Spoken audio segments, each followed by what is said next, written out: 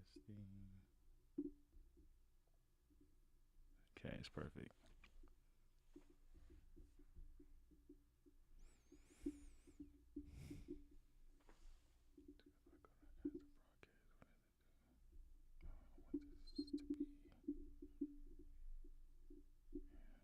Yeah.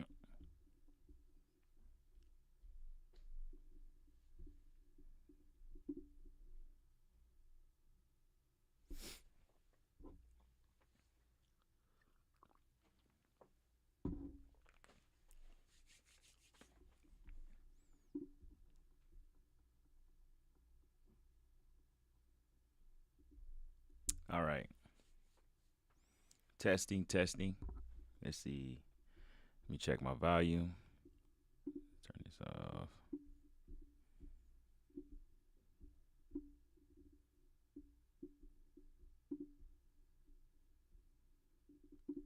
Turn that there.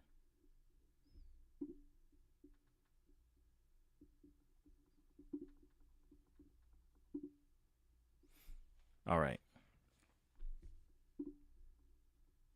Can you hear me?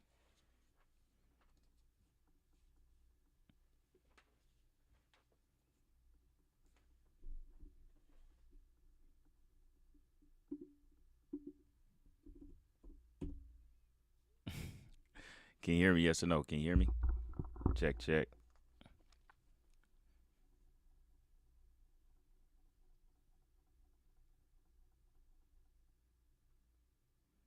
Let's see. Okay.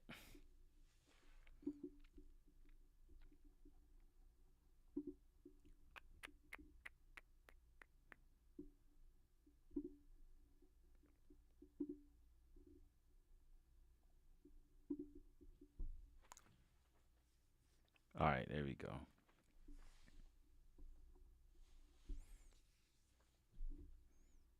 It is hot in here. So we are waiting on Coach Larry. He's checking kids in from Alabama. So we're gonna get rolling. At the end of the countdown, we're gonna get rolling, get some people some time to get up in here. Start sending it out to folks. That's why I like the countdown, really.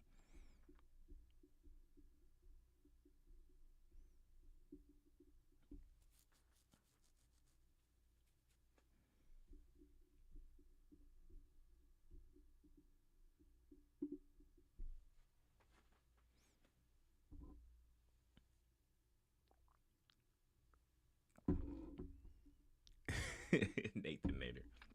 All right, Nate.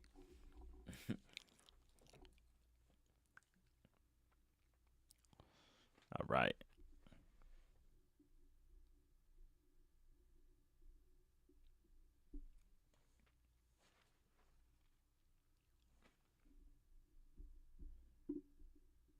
Let me see. My man Chris.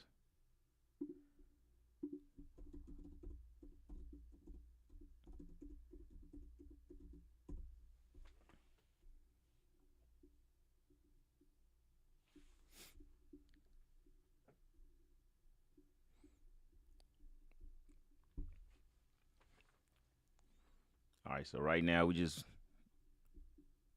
waiting on Coach L. Get a couple more people up in here.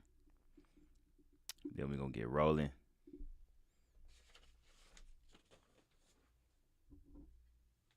Get some tea.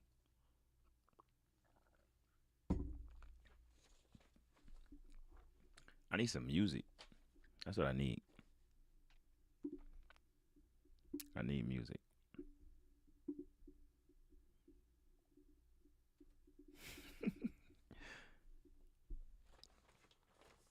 I need some music.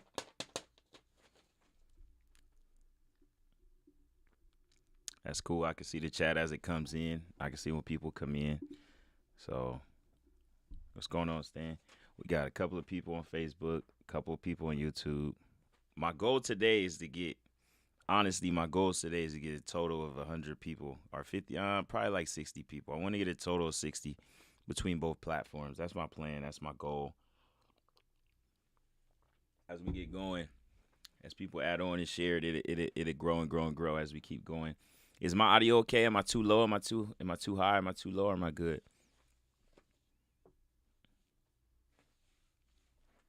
It's a little delay, so I'll ask a question and it takes a little bit for it to go through.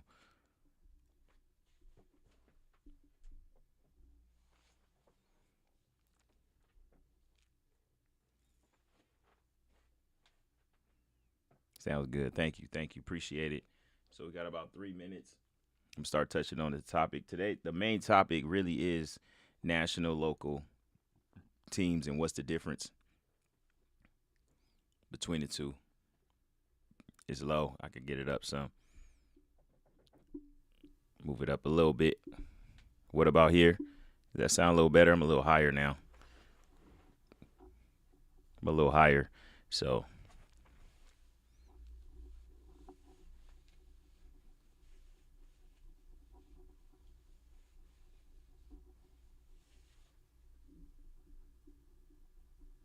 all right, cool.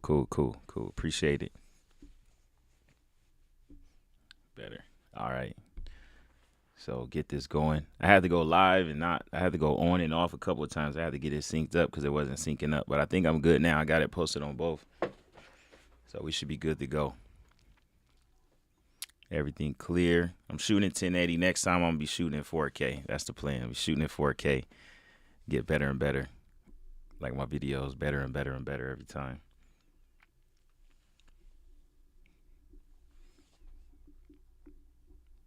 All right, let me see here.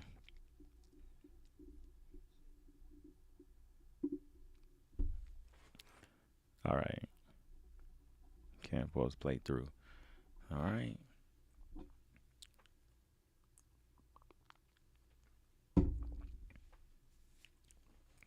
Got these lights in here. It's hot.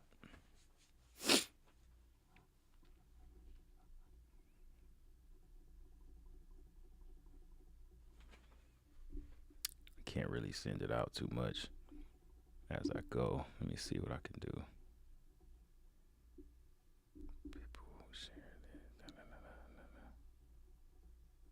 this. Glaze is crazy. I'm gonna go here. Show attachment.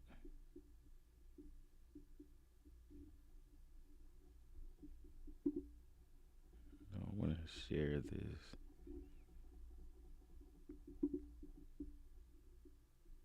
Can't share it out.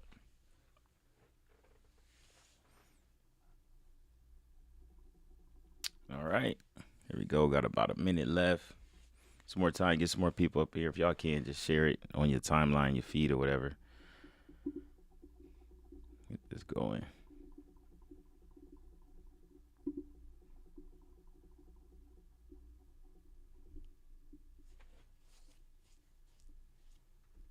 Got my man Jacob.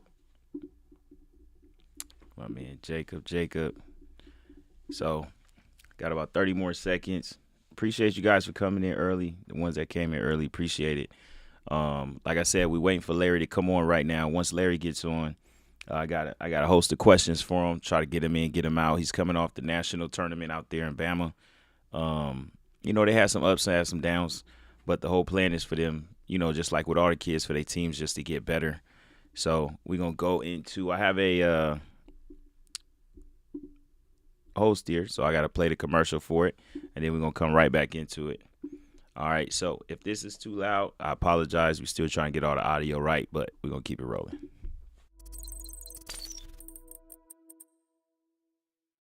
Yeah, trendsetter, whoa, league of my own, it don't get better. No, read what I wrote, I'm a bestseller. Yeah, reach for my goals, hit it dead center. Bullseye, hit it the most, is no misses. Something like fish in a barrel, it's no different. Blindfold on me, I still got the most vision. Shows out every single second. Peter Piper picked a peck of pickled peppers. Kinda came and crushed the competition. Hope they get the message. Look. All right, what's up? What's up, Rob? What's going on? Like I said, I'm waiting for my man L, man. He's still trying to check kids in out there in Bama. They moved on to a whole nother city, getting things going. He got all them kids out there, man. So he's trying to get his kids all checked in. You got to respect it. He out there with all them babies. How Lil Man do? I was watching the games. I was watching a couple of the games, so I was able to see a bunch of the kids out there, man. It looked like it was a pretty good event. I was watching a couple of the other kids too, so it seemed like a pretty good event. It was pretty smooth.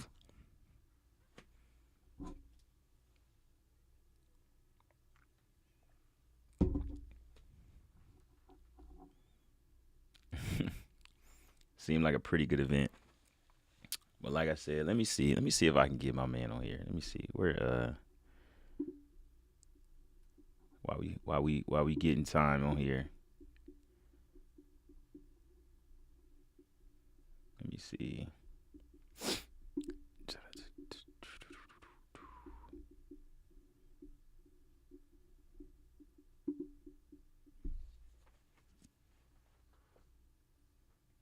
Yeah, they did, man. They played against that. Hey, what's going on, Phil? They played against that team, man. They played before, man. It did seem like they was executing a lot better.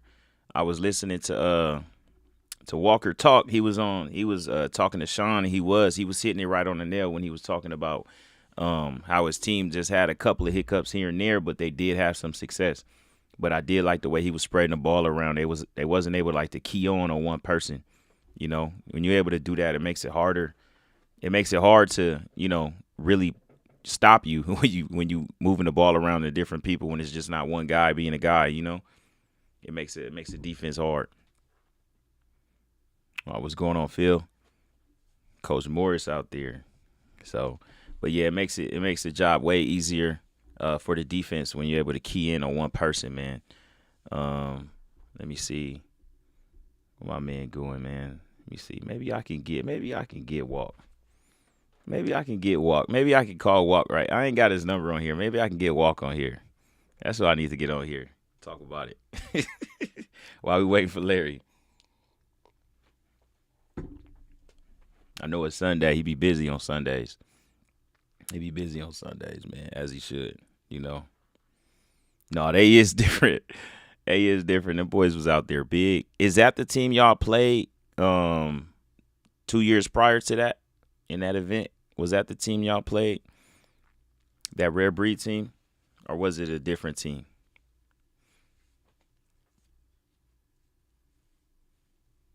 I think it was 3 years ago. 2 or 3 years ago. It was a team y'all played. Good team, though. It was a good team both times. Good team both times. If y'all see me looking this way, I got the chat over here. So I'm looking at the chat. My camera's right there, but I'm looking at the chat. Yeah, it was PME. Yeah, it was PME. But yeah, I got the chat over here going like that. So yeah, man, we got to get this thing rolling. Let me tap in with L one more time. Yeah, I may get him. I may have to hit him up on in here, man. If he not busy, we can talk about that. Talk about what they got next going on. Deuce look good. I sent this Pops a message, man, to help him out with one of his runs, help him get more yards, man. I sent him a little message and help him out. I'll be trying to look out for the kids as much as I can with the coaching stuff.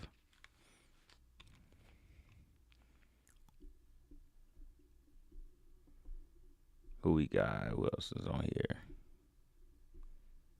Like I said, we waiting for my man. We waiting for my man Larry, man. He checking kids in right now. Hopefully I can get him locked in and get him on here today. He kind of ran into some issues. I guess it was pouring down, raining out there, kind of messed his phone up and messed his situation up. Yo, what's up, man? My man Marshall, man. My man Marsh. What's going on with you, baby? But his phone got messed up, so he kind of trying to make it happen for us. Hopefully he can make it happen because I do got some great questions for him. I do. Yeah, I do got some great questions for him, and I think I got some questions that will incite some great conversation and maybe educate some people when it comes to the national and the local conversation. If we're able to talk about both sides, because there is a difference, being around it a lot, there is a difference between national play and local play. And, And sorry to say it, but musty play, because it's levels for everything, and it's lanes for everybody. Every kid's not a national kid, and every kid is not a local kid, And I think it's several factors that come into play when we talk about the different levels, right? So if you have, let's say like this, right? Let's say you have a national kid per se, but he don't have national parents. That will hurt that kid as far as playing national. I feel like it. Like I said, I'm not one of those coaches that travel the world and play, so I can only tell you based on what my experience is and based on what I've seen. You have to have both. You have to have a great combination. You have to have national parents and a national kid for it to work.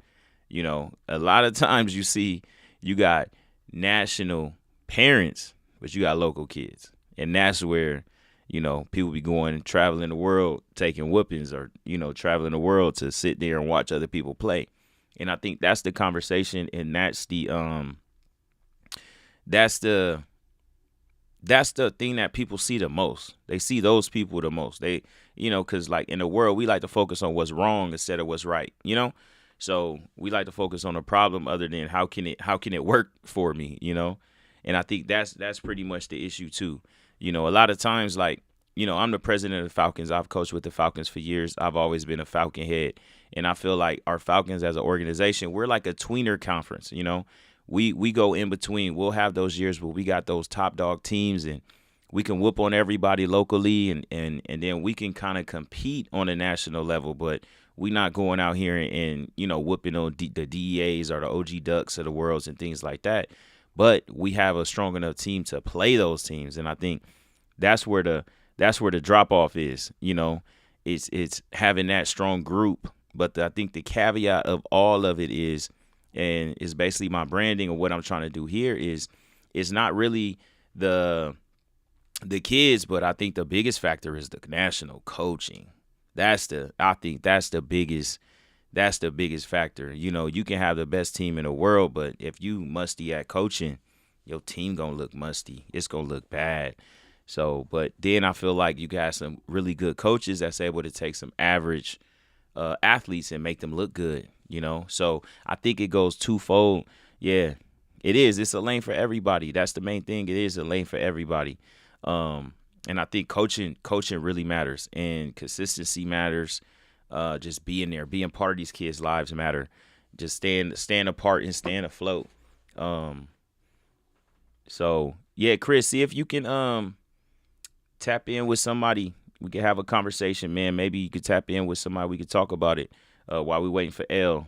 Have a conversation about the national differences between the national. Get somebody else's standpoint, and somebody else may feel something different. Somebody else may feel like every kid needs to go national. I don't feel that way. I don't think every kid is national. I don't think every parent is national. You shouldn't be going broke trying to travel the world. That shouldn't be the case at all. You shouldn't be trying to go broke trying to travel the world just so you can go out and party. That's not it. But then at the same time, I think coaching too. Coaching matters, I feel like as coaches, oh yeah, let me get you that link. I feel like as coaches, we have to continuously get ourselves better at coaching, right? We can't just sit around and just be okay. You had one good year. You had one good year as a coach, and now you think that's going to forever be it. Or you had one great year on offense, and now you think that offense is going to work for the rest of the time being. That's not it at all. You got to continuously educate yourself. You got to continuously get better as a coach, and you got to continuously reach that threshold to just get better. And that's honestly with everything. You can't just be complacent just because you won one time. And I do think it's a difference between, it's crazy, I'm hitting on all the topics I'm going to be talking to L about, but, it's a difference between, like, coaching, right? So there's some coaches that can take, regular level kids, like regular kids. He can take regular kids and turn them into a decent team, like a decent team. He can take regular kids and turn them into decent football players, right? But then it's those other, that same coach or that same coaching style, if you give him all the studs, you give him every single good kid within the area, he may make that team look musty because he's not used to working with talent. I think it's a special skill to work with talent. I think it's I think it's tough to work with talent, but I think it's doable. You just got to learn how to do it. I think Keefe does a good job of working with talent. Um, yeah, coaching clinics do matter. Coaching clinics do matter. Coaching clinics and education do matter. Um, when the talent it comes down to yeah, that's true. That's true. When the talent level is equal, that's when it comes down to coaching. It comes down to those play calls. It comes to that execution. It comes to your practice schedule, how you put it together, and how you do all these things. Let's see. There's a lot of coaches, but teach. That's true. It's a lot of coaches. That's true. Gilly hit it on the nail. It's a lot of coaches, and it's a lot of coaches, but teaching is what matters. And you know what? I agree with you. I do agree with you, Gilly, because at the end of the day, when you are trying to get the kid to do something, you may know it, but can you get them to understand it? Is the main focus of the thing. Um, so Javon, he's on. So Javon's on YouTube. So he dropped in. He dropped in a comment. I'm gonna drop it in so everybody can see it because a lot of people is on whatchamacallit. So Javon says, um, he says, I think when you got talent, the coaching don't have to be that great as far as winning games. I'm gonna add that as far as winning games, and he says on the youth level, on the youth level. So the coaching doesn't have to be that great on a youth level. I I can say I agree with you to a certain extent, right? Because if you have the best kid on the field, even if you put him in a bad position, he may be that good to have success, right? He may be that good to have success. But at the end of the day, it's not going to help once he get to high school and once you start running into guys that's just as good as him. You know what I'm saying? So I think it will help for like 1 year, 2 years maybe. But once everybody catch up to him, that's when a problem comes. And you see that, honestly. That's true until you beat your match, yeah. And you see that a lot when you have these teams, right? That have these kids and they have this dope team 1 year, and then they keep the team or they add pieces, and then they run it to the next team the next year, and it's a closer game. And then they run it to the team again, and then they lose. It's like, are you really getting better? Or are the kids just getting older and they're moving faster? You know what I'm saying? So that's the other key part to think of. Until you meet your match. Yeah, yeah. And I'm gonna talk about that too, Jabari. I do got Jabari coming up. I think in 2 weeks. I got Jabari coming up in 2 weeks. I got my man Gilly calling. Hold on. We're gonna bring Gilly on. All right, Gilly, can you hear me? All right, let me bring him on. I'm gonna bring my man Gilly on for a second. But real quick, got my man Jabari. We're gonna bring my man Jabari on in like 2 weeks. We're gonna talk about a lot. I'm gonna catch up with them Rampage boys. So we're gonna get that going. So let me get my man Gilly on, man, real quick. Let me assign him. Assign the guest too. There you go. Go ahead. Gotta be a little higher. A little higher. Can you hear me? I got you. What's going on, man? Can you hear me good? I can hear you. Yeah, I got you, brother. All right. So you've been listening to me, so you hear me. So what I'm talking about is like well, let's stay on coaches, right? Let's stay on coaches, right?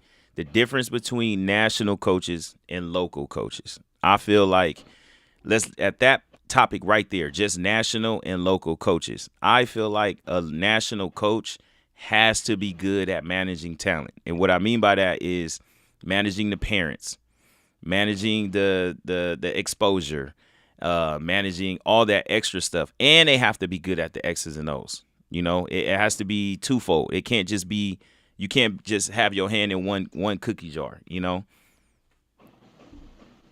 Well, I look at it this way. Do you play Madden or NCAA 2K or 26? There's different coaches and different archetypes. You have a Mm-hmm. coach who's a recruiter. You have a coach who's a team builder. You have a coach who's a mastermind, skill level guy. And that's what comes down to coaching. There's no one way to just coach football, in my opinion. Yeah. And you get a lot of these national coaches. Some may be great at team building. Some may be great at X and the O's. Some may be, rah rah guys. Who knows? And I think that's where we kind of get lost in the funk a little bit is we consider national coaches as a one type of guy, where we see it's not the case. No, it's not. It's not It's the not at all. case. And you get sometimes a local ball coach who, given the same exact talent, I do more with less, because they have a different way of teaching. They know how to actually do the X and O's, reach the kids, get their game plan across. Whereas I'm not saying all national coaches, but there are national coaches out there who rely on talent. Who 1,000%. And it is what it is. You know what I'm saying? But I think it takes a different breed to be a national coach. You gotta be a different type of guy. You gotta be kind of psychotic, in my opinion, because from what you're getting with all the parents, It's a lot. this day and age, with the highlights and the YouTubing and all that stuff you get nowadays, it's a different culture from where we started off as coaches, in my opinion. Where local ball pretty much was our coaches group, and that was it. And we were surrounded by our own little world of, the 215, the 60, the 91 freeway. Yeah. So I think that. So real quick, this is a good conversation. We're going to pick back up at it, but I do got L now. So I know L got a time crunch, so I'm going to bring L on real quick, and then I'm going to get Chris to bring you back on. Bet. All right, man. All right, hold on real quick.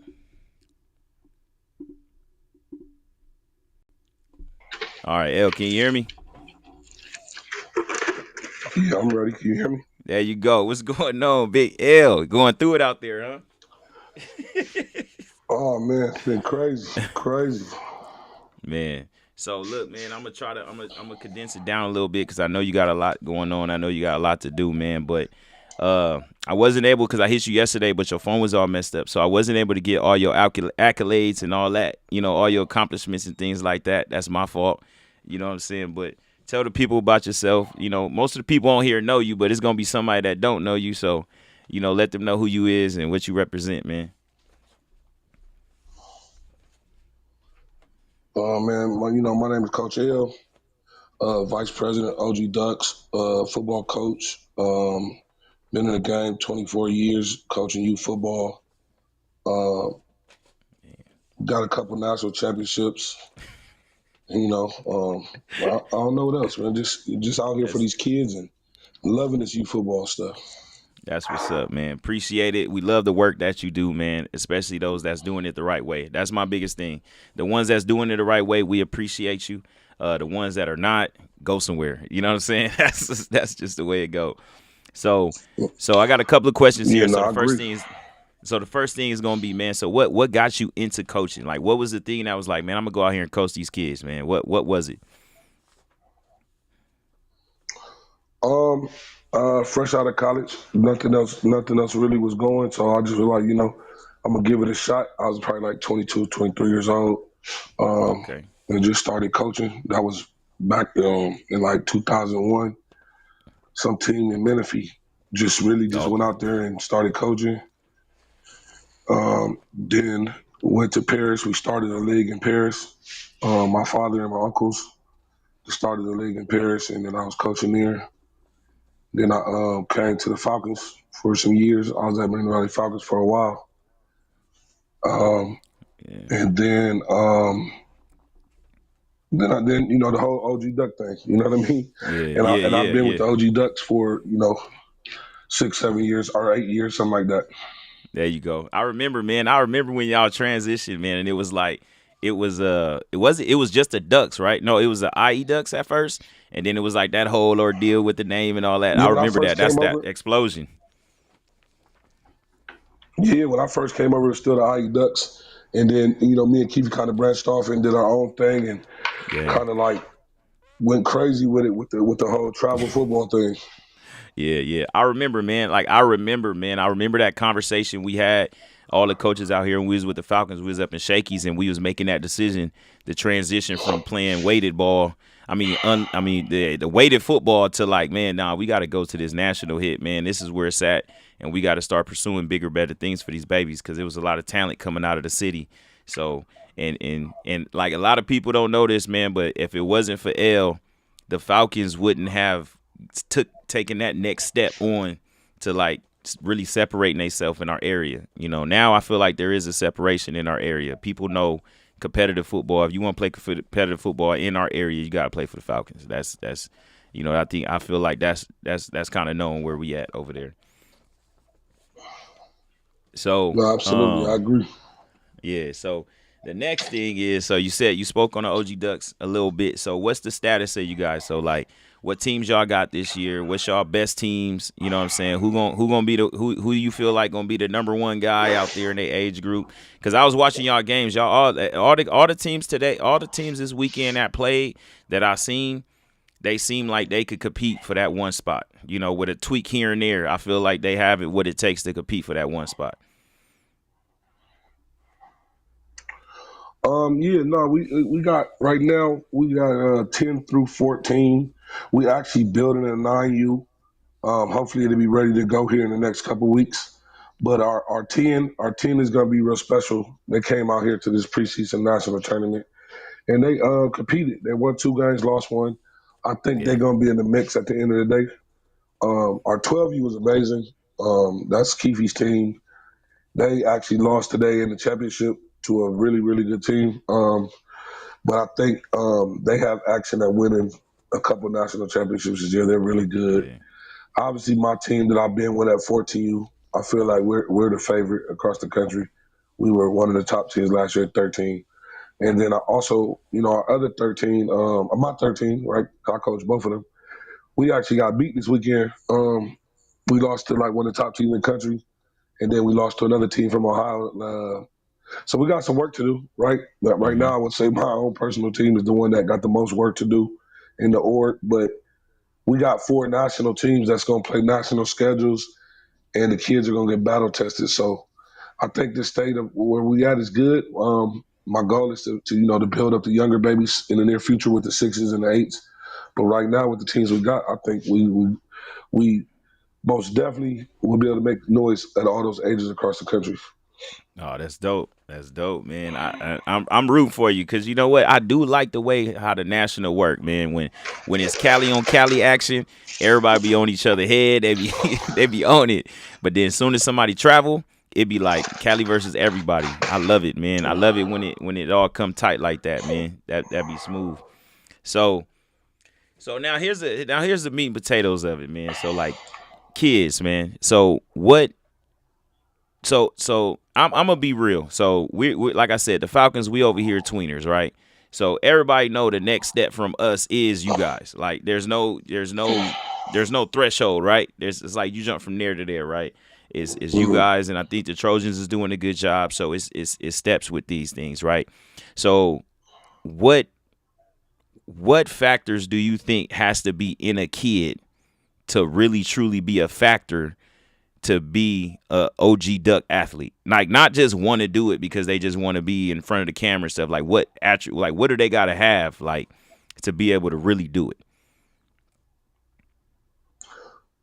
Really, honestly, man, you got to be willing and wanting to work and be a dog.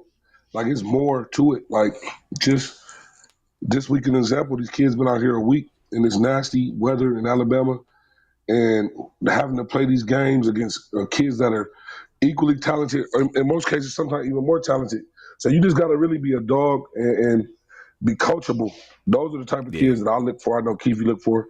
Yeah, we want the talented kid, but we've had some talented kids that end up being like problems. You know what I'm saying? I know I want the kids that want to put the work in, that want to grind, that know that we come out of town with the work that needs to be put in, and that's what I'm trying to instill in my babies. You know what I'm saying? My 13 kids right now, like bro, when we go out here, you gotta have a different type of mentality when you step out of your comfort zone.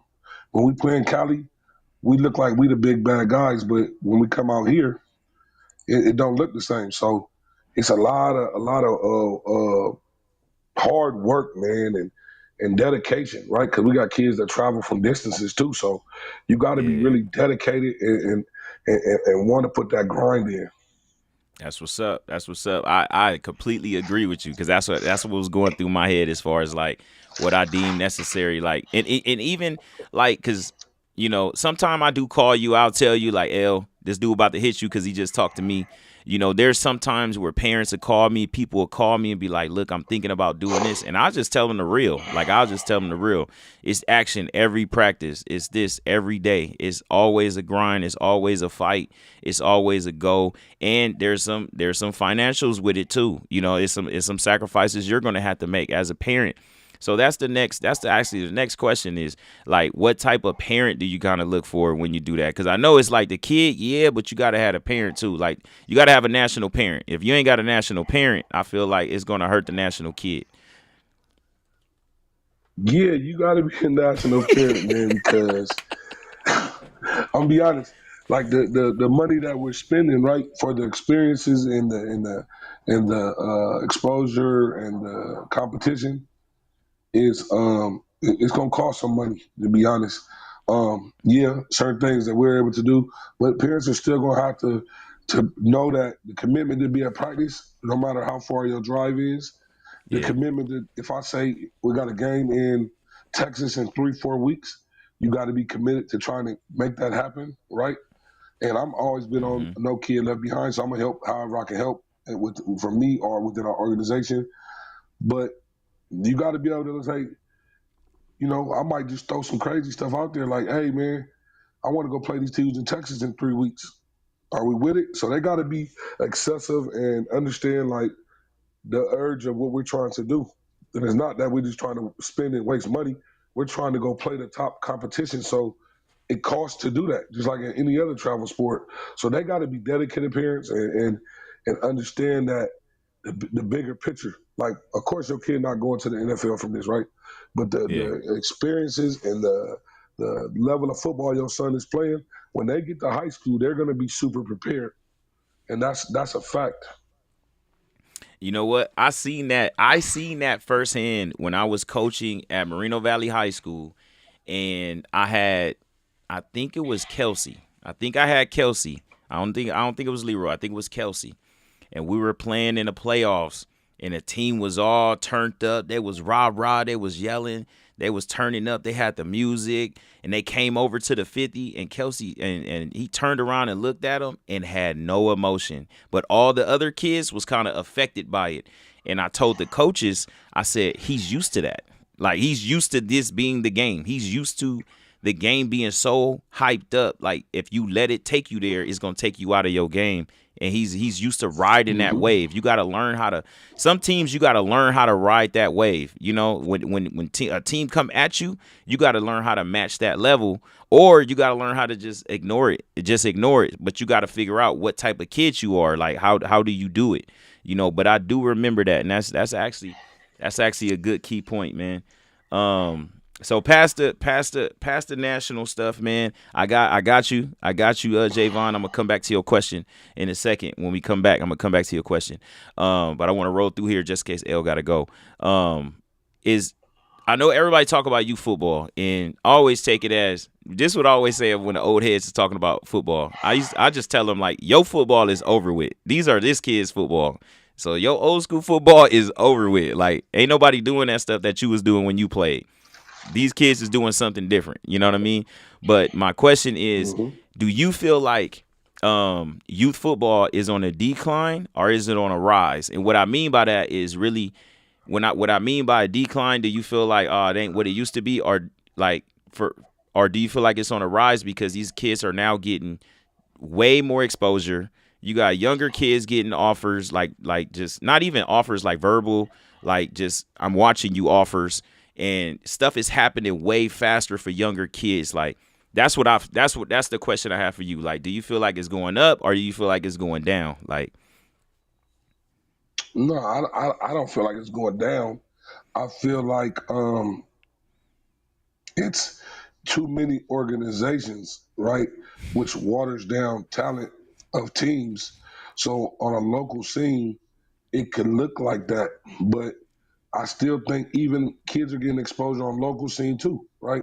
yeah, It's just more cameras, it's more eyes, it's more excitement. The reels, everybody has reels, so kids are being able to get to scene a lot earlier. yeah, I take it how it is, man. Like youth football is thriving.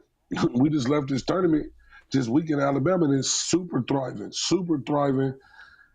People that say it's not is just really stuck in the old way of just, a bunch of teams playing local ball, but it still would be one Yeah. dominant chapter. You know what I mean? There'd still be Yeah. one dominant chapter that kind of dominated everybody.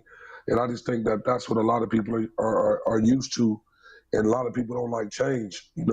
Some people didn't want to change from weighted to unlimited, right? That's just a fact. And it was Yeah. the way of the future, but people didn't want to do it for a long time.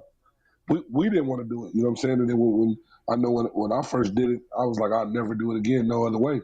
So people just got to be willing to accept change and willing to compromise and make games happen. That's another problem why I think people saying that sometimes games don't happen. Yeah. Well, because Yeah. of the internet, people are scared to take on games, which mean Yeah. nothing. Like a game is a game, bro. I done been beat 50-0 on live YouTube, and I came back and we played the next week and won. You know what I mean? So Yeah. it Yeah. it, it, it happens. It's It happens, football. but I think that's one of the problems. Yeah, we can't get certain games because people is worried about that.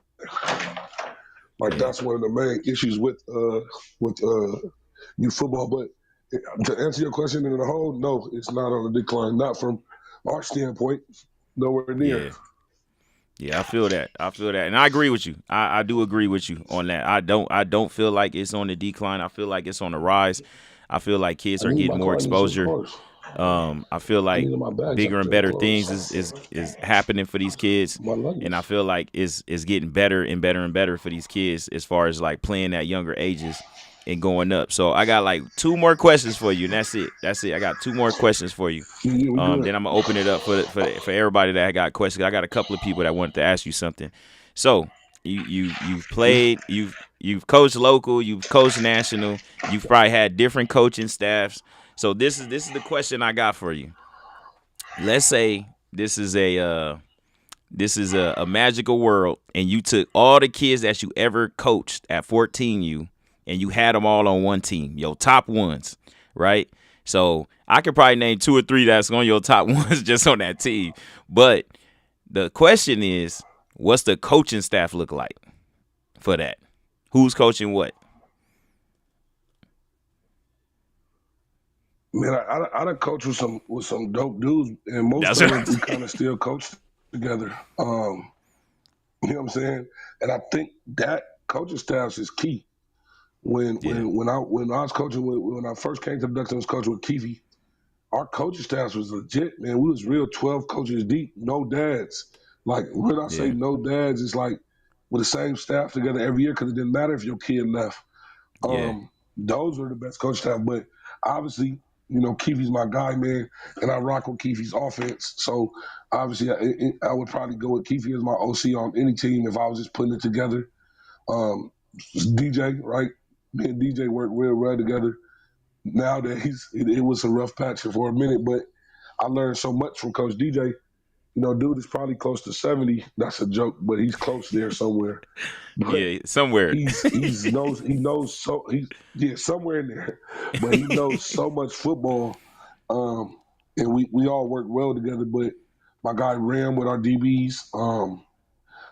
Somebody I would love to coach with is Tone. I think Tone is a real good young coach that knows the game real well. Sakona, like that's somebody that's outside of our camp that I've never coached with that I would like to coach with. You know what I'm saying?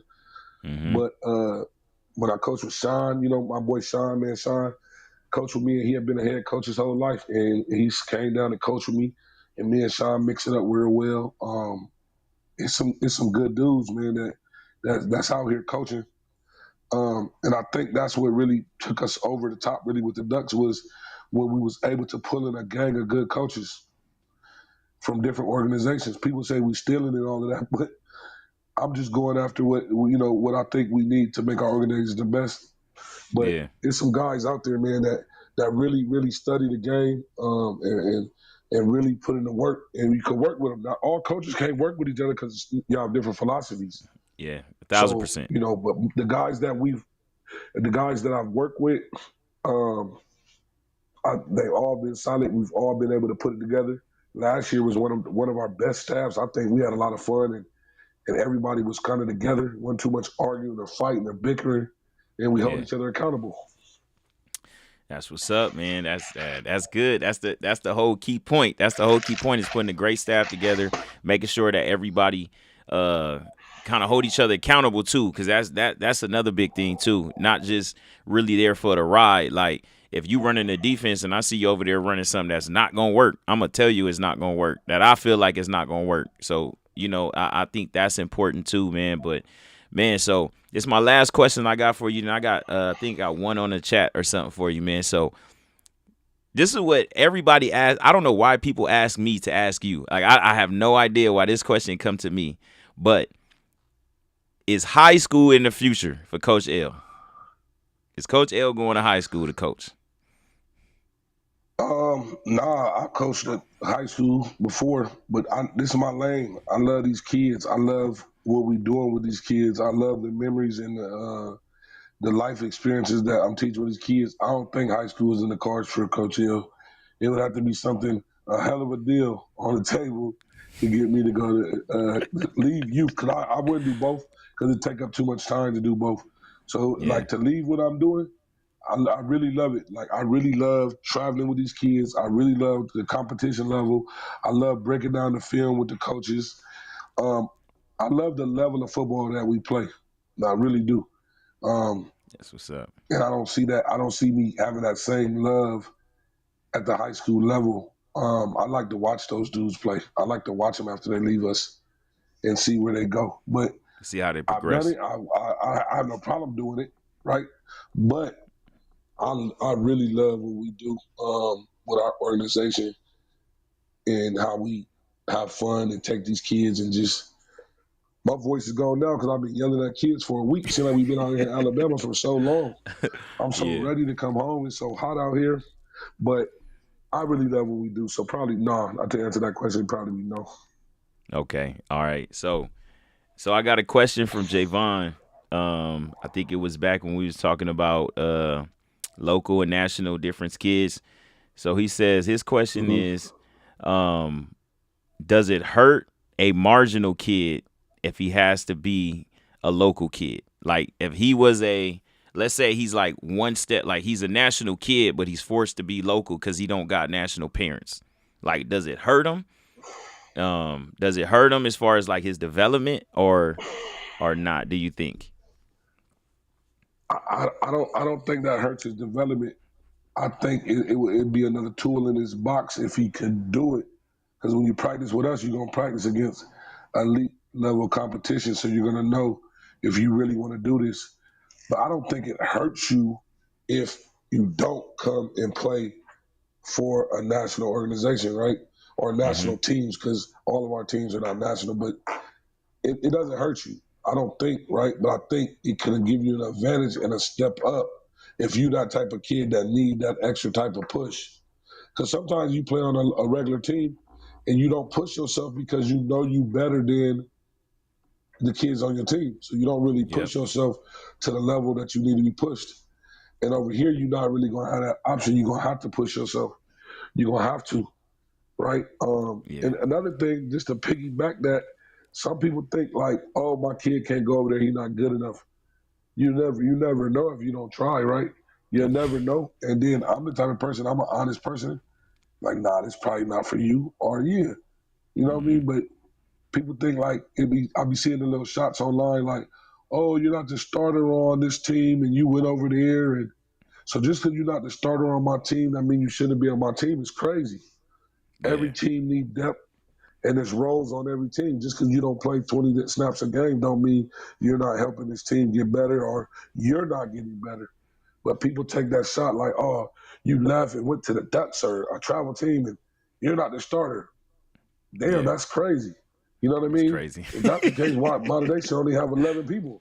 You know what I mean? Why does everybody go to Modern Day if that's the case? But that's really where I'll be looking at how I look at it. Yeah. So just another thing too, man. I know. Well, I ain't gonna say y'all won't say it, but y'all will say it. I ain't gonna say y'all won't say it because y'all be shooting back. But to people that be like people is stealing kids. You can't steal a kid. Like, it's impossible to steal a kid. You can't steal a kid. Like, if a kid wants to go, he's gonna go. If he wants to stay, he's gonna stay. My whole thing is with when it comes to the kids jumping ship, moving around, and doing things like that. My only gripe when it comes to that is when coaches mess up a whole team because they didn't have the experience they wanted to have at that team, and they just deplete the whole team and take kids to a place that's not going to be feasible for them. Like, they take 5 players from a local team and try to move them over to a national team just because they trying to spite that other coach or that team. That'd be my only gripe with the movement and all of that, and that's pretty much it. That's my only gripe with the movement of the kids and all of that, and all of that. Because you know Miguel, I've had my team since they've been 5. I brung my team all the way through. I've got kids. I've lost kids. I think I lost DJ right at 13U, right at our last season. He jumped over there and went over there with you guys, but at the same time, there was never no hard feelings because he wanted to step up. If you want to step up, go take the step up. You know what I'm saying? Like, and it is what it is. You're going to see if you could play or you're not going to be able to play. And I think he did a good job. He was able to maintain. He stayed and did his thing, and he was able to be an asset to the team, I seem like. So I feel like when things are done the right way, then it's cool. But I think what taints it and what messes it up is when grown men start acting like little kids with the movement around and all of that. And then it start turning into something childish. You know what I'm saying? That's my whole thing. No, I agree with that, and I think some people get mad though, Rob. Honestly, they be like, "Man, this kid built me all these years, and y'all want to take him, and y'all didn't raise him up." No, and I give those dudes their credit, right? But at some point, if your kid want to do what their friends are doing, right? They're elite level kid, and they want to do their friends are doing.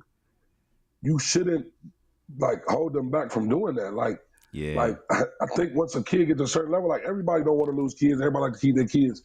But if a kid is saying like I want to be challenged, or I want to prove that I'm just as good as these dudes, I don't see that as a bad thing. And I salute everybody. When people like, man, you trying to steal my kid? No, I salute you. That kid been with you. You raised them up to get to this level. Like now, let's go put them on the stage to where when they leave us, every high school in the country is calling them, right? And that's the case in a lot of these situations. You know what I mean? So it's bigger than, oh man, I just want this kid just need to play for me, and we ain't gonna play nobody. It's bigger than that to me. Like I want these kids to push themselves and really compete at a high level. And if we're gonna go and compete nationally, we gotta have good players to do it. Right? Sometimes we go play and we don't have the guys. They be like, why y'all even go out of state? Because this is what we do. We're always going to do it. But if we could get some of the other better players, right, that like, okay, this kid is good, man. He really needs to play at another level. You know what I mean? So that's kind of what I'll be looking at it too. Yeah, and then this the last one. I'll let somebody else jump on here. Somebody asked, do national teams discourage kids from going to local high schools and only want them to go to the top high schools, or is it a realistic conversation that a kid isn't a top school type kid? I don't when it comes to high schools, I don't care where my kids go. Personally, kids ask me every year when they leave, Coach, should I go here? If you want to stay at your local high school and be the man, hey, but if your local high school is terrible, I'm going to have a conversation with you. But I don't stray no kid to no high school, no particular high school. But if you got a good local high school and the coaches know what they're doing and running their thing, why not? Yeah. Now, is there a saying, in such thing as, this kid needs to go play in the Trinity League type shit or a Centennial type. You know what I'm saying? There is those type of kids too. But that don't mean you gotta go to those schools to be one of the top players. Yeah, you don't have to go to those schools to be one of the top players in the country. You know what I'm saying? So I kind of I stay out of the telling kids like, oh, you should go to this high school. But if you ask me my opinion, I'm gonna tell you like this high school not gonna get you ready. This high school not gonna do that. But if you a local high school and you getting kids ready, I'm all for it. You know what I mean? That's what's up, man. right now, I don't know if we got any more questions. I don't think so, man. Like I said, I appreciate you, man. Thanks for making it happen for me. Like I said, I'm gonna be doing this every Sunday night, 7 p.m. I'm gonna jump on there. I think next week I got Squeak, and then the next week after that I got Jabari on here. We're gonna talk about the Rampage, what they doing. Man, that run they had with them kids was crazy.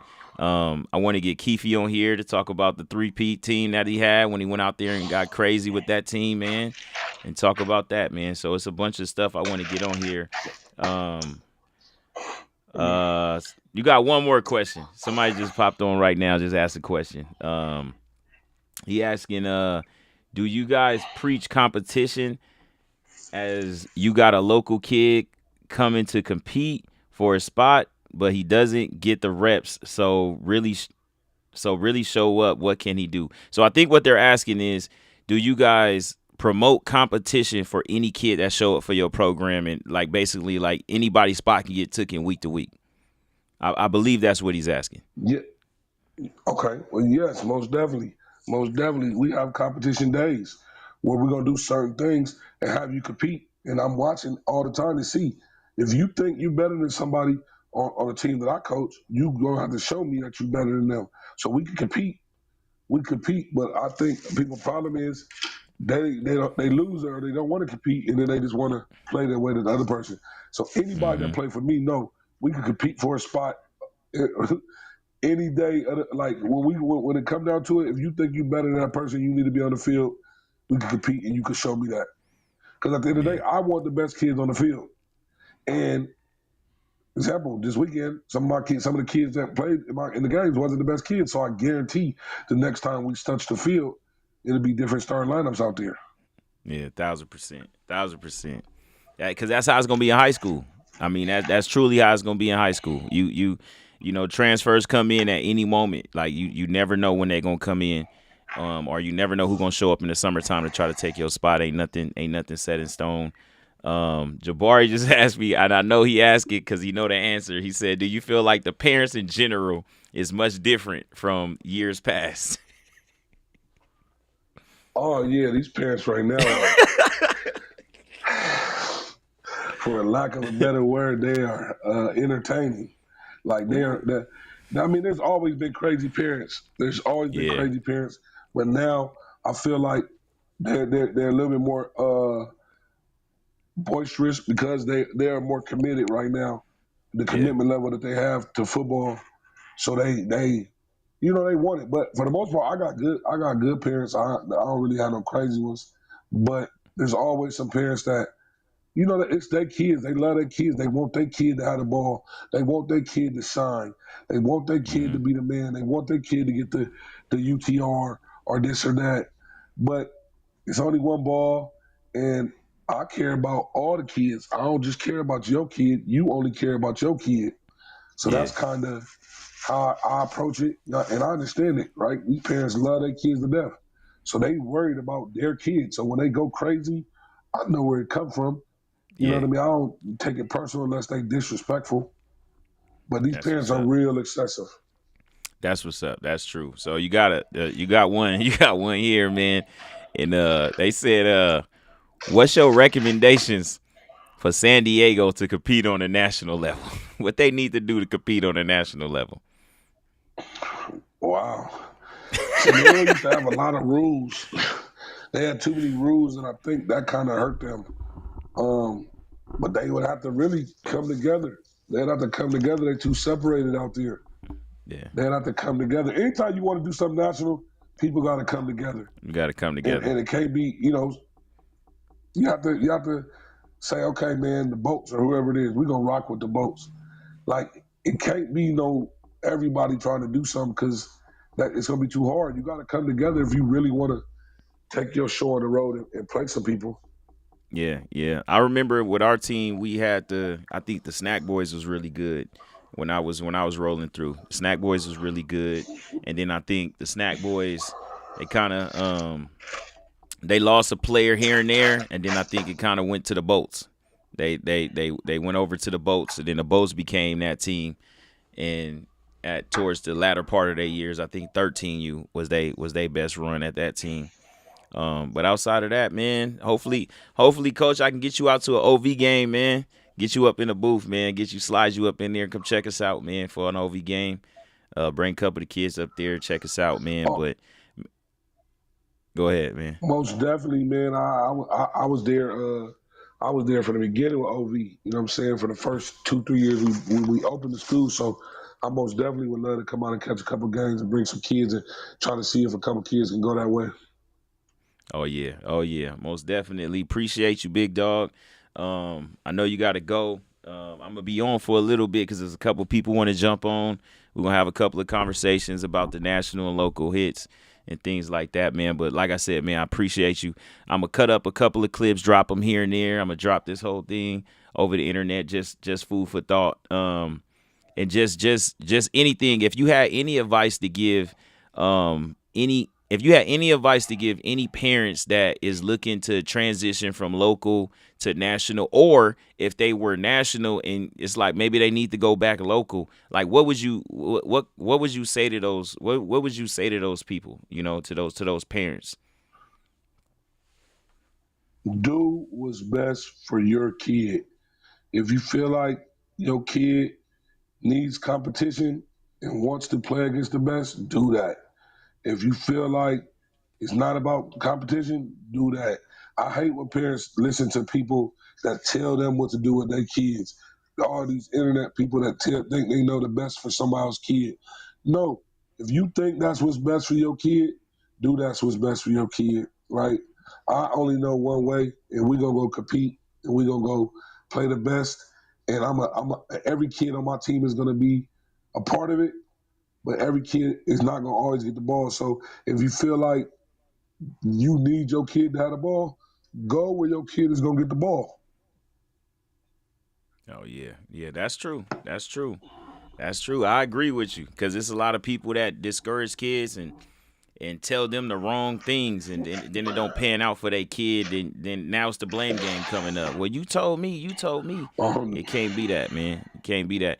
Javon got another. He said y'all should host a coaches clinic with all the duck coaches to kind of help out some of the local coaches that need that upper hand, that upper swig on a couple of things, man. Kind of teach people the duck way, see if it translates. Yeah, no, that would be no problem. But the problem is a lot of young dudes know it all. A lot of these young dudes know it all, so they're not gonna listen. Like I said, Coach DJ can host a clinic. He's really, really old, so he knows a lot of football. He like Keevy knows a lot. Like we got a lot of experience. When you've been coaching youth football for 20 years, or Coach DJ Cakes for 40 years, you have a lot of game experience. But most people don't want to listen to nobody. I'm just gonna be honest. They don't want to listen. They say they do, but they really don't. They really want to do it their way. So in some sense, you be wasting your time.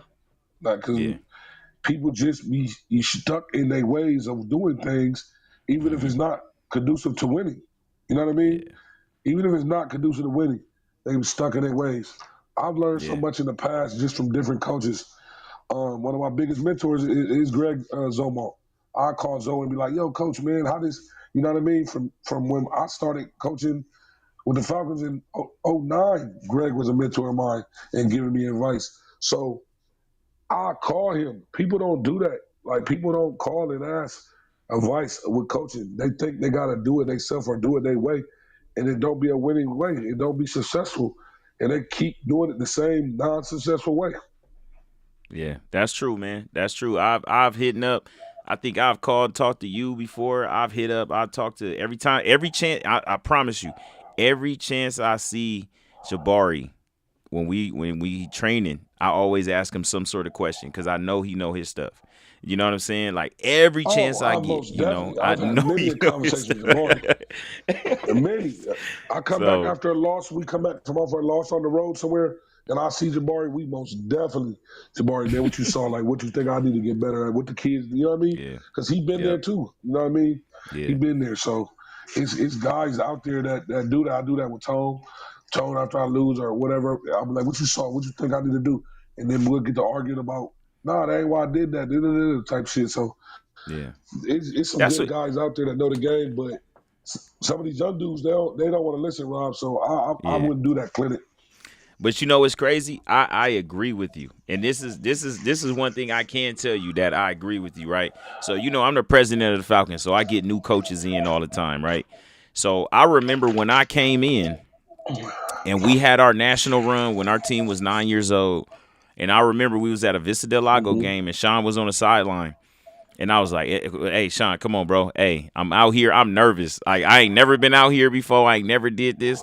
He told me one thing. He didn't say nothing about X's and O's or nothing like that. But he told me one thing that stuck with me the whole time.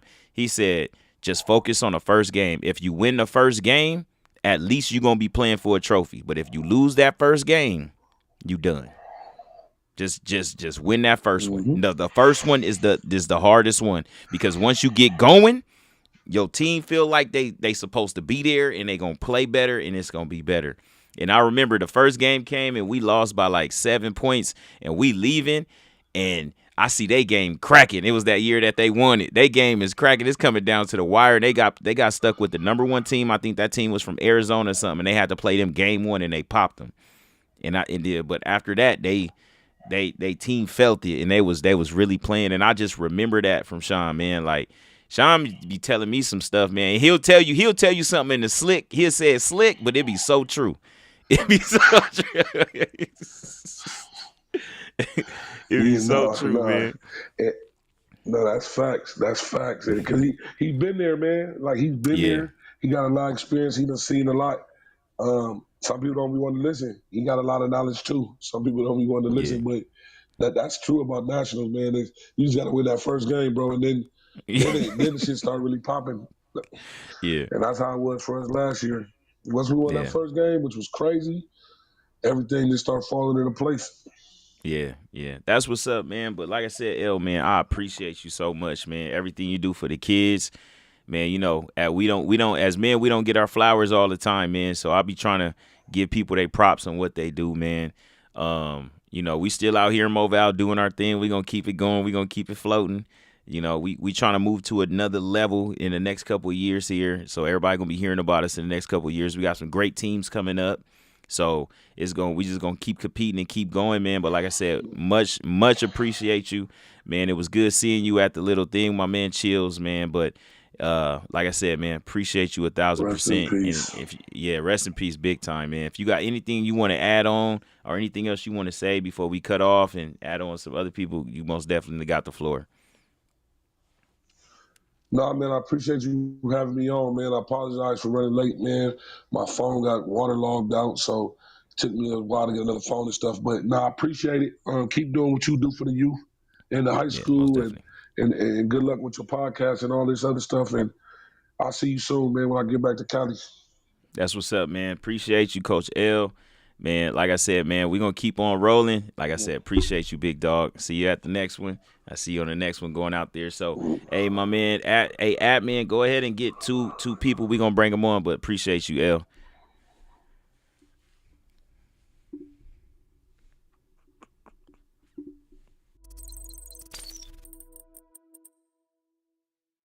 Yeah, trendsetter.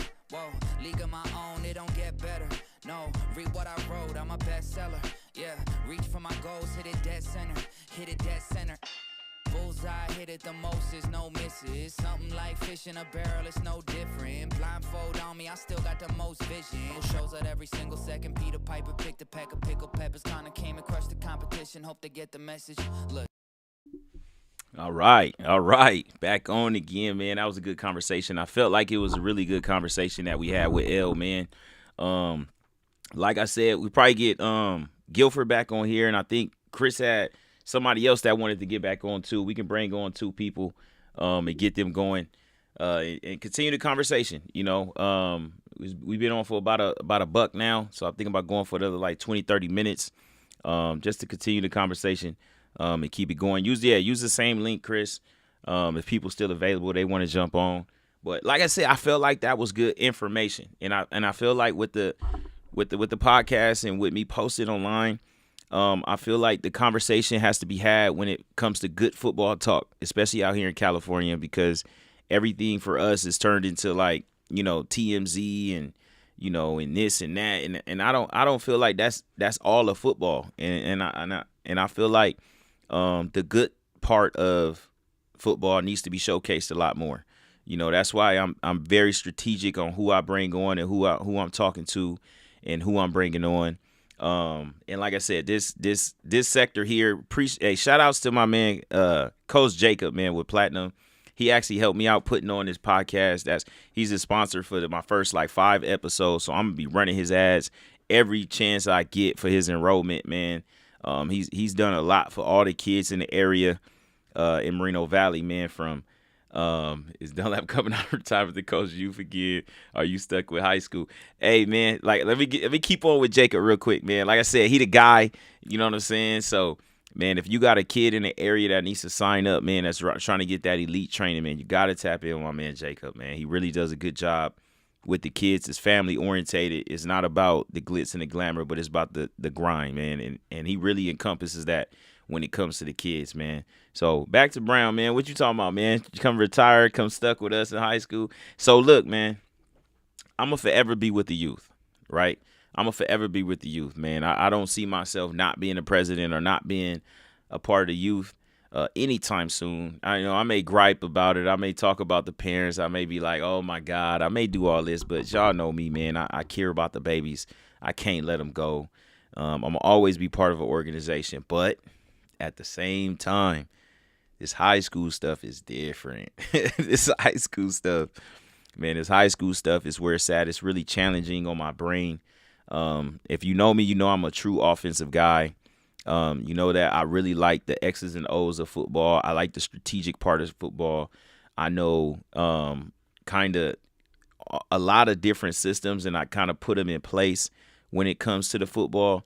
So that's my main thing is like the X's and O's and really the strategic side of football. I love it. Like for real, I love it. My office here, I wish I could show you guys, but I got a whiteboard all over here. It's a big old whiteboard with different concepts. My whole new offense is on there. I've rebuilt my offense, updated the risk coaches. I'm working on those. Like I stay working, man. I stay working, and I have the ability to jump in with the little kids and turn something simple into something amazing. Like even with you guys' team, man, when that situation happened, when you guys was babies, you know, me and Dan came down and what we installed, like 2 plays. We installed like 2 or 3 plays, and we was able to go out there and do damage, man. So, but I think that's the combination of having great kids, and with the great kids with a great coach, and you put them together, and it's really not hard. It becomes smooth. Yes, ma'am, Mr. Offense. Yeah, I slipped. It's crazy. I slipped up and said that the first time. I slipped up and said that for my first video. Now I go to practice, and they be like, Mr. Offense, Mr. Offense. It's kind of hilarious, but we're going to get this rolling, trying to get the next guest on here so we can keep it going for a little bit longer. We don't have to go too long. Yeah, 2 runs and 1 pass. That's all it take, Dan. That's all it took. Yeah. He came in and teased y'all, man. But nah, man, you guys are good, man. Y'all, it's a good group. It's a good group. Got my man Gilly calling in right now. I'm about to have him join in a second. But yeah, it's a good group. So just getting that group going and getting it popping is very important. And keeping them together, I feel like, is important too. Keeping kids together helps out programs a lot. So I'm gonna bring Gilly on right now until we're gonna get the next guest. But I'm gonna go ahead and bring Gilly on, transition on over. I'm like the official spot filler. You know what I'm saying? I fill spots until commercial breaks and guests come on. That's what's up, man. That's what's up. But no, man, like for real, we was having a good conversation though. Like I really think so. Like I said, my goal is to have knowledgeable people on here. You know, I really don't want people on here that's just about to pop it. You know what I mean? Like, we about to just say something to get people mad. Like, nah, I'm not trying to do that. We're trying to have good, clean conversations. And I feel like that's what you got to do in order to get better as far as like staffs. So I do got a question. You know, you're a high school guy. I'm a high school guy too. What do you feel like is most important for like a 8th grader? You know, an 8th grader, he's going into his 8th grade year of football. A parent, what should be the focus? What should they be looking for in a program or a coach before they make a choice on what high school, what youth team to play for their last year going into high school? Or is youth football even important? You gotta be real with your child, man. I think at the end of the day, you gotta know your child to be real with the situation, what's going on. I think a lot of parents, the problem is they're not really real, and it's just their own child. And it can be harder for them going to high school. Me personally, I speak from my own personal standpoint. With my son, he was 4'11", 90 pounds, soaking wet as a freshman. You understand? He wasn't a workout warrior his 8th grade year, 7th grade year. So with me, it was kind of house money. I'm like, you know what? If we're going to play, we're going to play here, because the schools I came from my area, I felt there was a hierarchy, there was a sizes, there's all type of things that would keep him, to hold him back a little bit. Whereas the school that he went to, I pointed out a 5'3" corner. I said, look, he's playing Friday nights. 5'3", 5'4", whatever he was. You know, he was a blazer. He was a, 10-5 guy. But he got on the field. And I said, if you're going to go on the field on your own merit, this is the spot you're going to go on the field at. So being with your own child, in my opinion, does help out.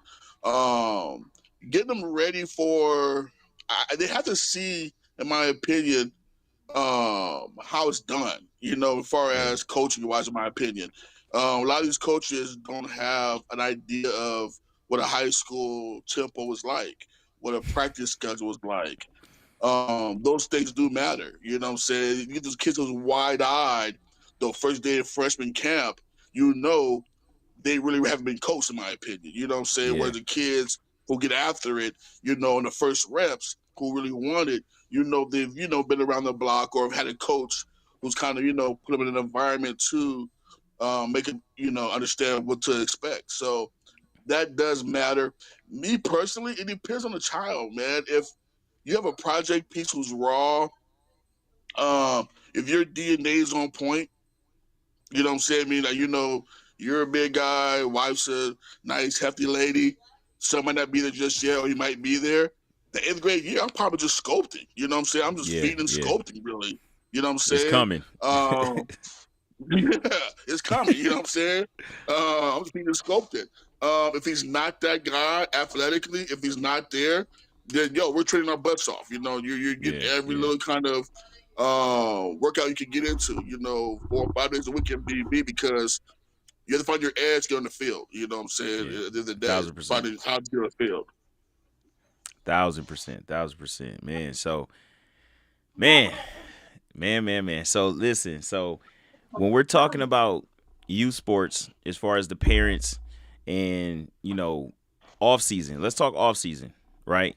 Off season wise, let's say you have a football kid. Like, he's a football kid. He wants to play football. He loves football. He's dedicated. He wants to go. I know I used to run into this problem early with my team. I had that group of kids that once football was over, they're done. You don't see them again until summertime. And then they show back up. In the summertime, and those kids that they were better than are now better than them. And then the parents is complaining because they were a starter last year and now they're not. What do you think is a good medium to have with a kid, like a parent that's like struggling with like, oh, I always want to give my kid a rest. I want to give them a break. I want to stop them. I want to do this. I want to do that. What I normally tell kids is I always think of athletics like education, right? You have summer break, but that don't mean you stop learning, right? All teachers recommend you stay reading, you work on something. You're always going to be doing some sort of math. You're always going to be learning something. And I feel the same way with sports. I think if you're an athlete, you have to move like an athlete. You can't go from being an athlete to being a regular nothing, like not doing nothing at all, then trying to jump back into being an athlete. It's like, once you do this, we got to do this. Like, once you're in this, we got to be in this. Now, you don't have to be training 3-4 times a day all year long, but I don't think you should ever get to the point to where you're not working out at least one time a week. At least something minimal. And I'm not talking about drawn out, rough workouts or anything like that. Off season is for off season. You can recover, you can work on your cardio, you can do different things. But I think we have we run into a situation where a lot of parents just have their kids just sit and do nothing. And I think that hurts them more than anything. Well, I think lazy parents create lazy players at the end of the day. If a parent is committed to their child's success, you don't see many parents just sitting around the kids do nothing. I came from the college coaching background originally, so my off season, November, December, I'm doing exit interviews with all my kids. I'm calling each and every parent, each and every kid. I'm on the phone with them for 15 minutes, depending on how much longer we need or whatever, and go over their off-season program. Hey, look, little Johnny, this is where you're at the depth chart this year. This was why. This offseason fix this. Here's the coaches in the offseason I need you to work out with, because I personally don't do that in the offseason, but here's the coaches I need you to work out with in the offseason who I vetted, who I think are great, coaches. And by all means, go get after it. And depending on what you do, it's going to show me how much you're going to be coming, to next year with us. You follow me? But I think, again, that's coming down from being, transparent with the parents. Let them know, hey, look, reason why your son didn't get this is because of this. If you want to fix it, fix it.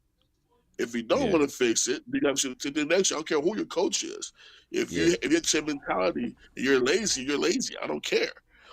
So it comes out to that, really, in my opinion, with those parents is it kind of explains to them, hey, this is what you do. Now with my kids, I really don't promote year-round football.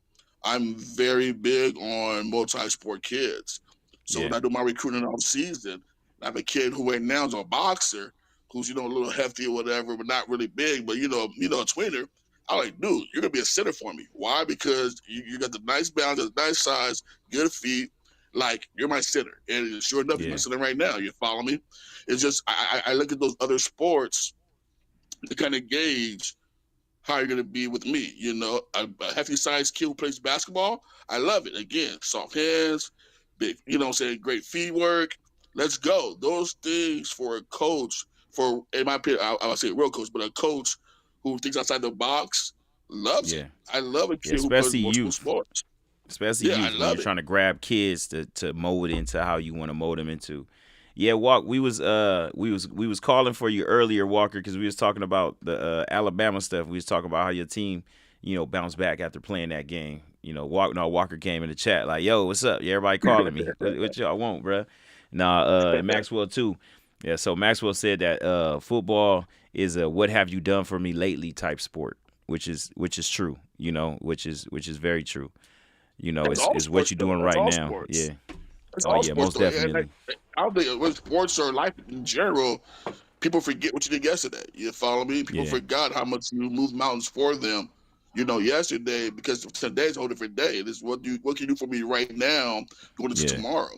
So at the end of the day, it's anything. And again, it kind of sucks for guys like me who want to go off season off, because when you have dedicated parents who are looking for that, keep going, that scholarship right now, they're gonna do it without you. You know what I'm saying? Like, hey, Gilly, not for nothing, but we're doing 707 with this team here because you're doing track right now and you're not doing 707. We want to get after 707. So now there was another club, and now that club so I wound up on you for recruiting purposes. You follow me? So things like that, you get in where you fit in, man, and you gotta understand you have to kind of sometimes match those intensities of that parent. Again, if that parent's really committed to getting this kid to a certain area and he feels like you're hindering from doing that for whatever reason, whether you're not doing training yourself, whether your mental is not there completely, they're going to find somebody to fill that void. You know what I'm saying? And they may not check off those boxes you want everywhere else, but they're going to fill that void. Yeah, that's very true. That's very true. Because if you haven't